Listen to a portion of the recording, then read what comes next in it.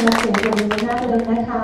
เอาละค่ะทุกท่านคะดิฉันขออนุญาตนำทุกท่านเข้าสู่พิธีการยกน้ำชาค่ะซึ่งเป็นหนึ่งในพิธีการที่สำคัญมากๆเลยสำหรับผู้บ่าวสาวนะคะที่จะได้ฝากเนื้อฝากตัวให้กับคุณพ่อคุณแม่และผู้ใหญ่ทั้งสองฝ่ายค่ะ Ladies and gentlemen, the next ceremony is the important moment of the couple. It's the tea ceremony. Our bride and groom will serve tea to their parents and elders to express their respect to them and to formally introduce themselves to both sides of the family. The parents and elders will then give blessings to the couple and welcome them into the family.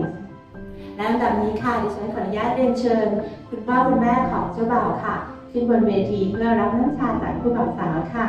First, I would like to invite the groom's parents on the stage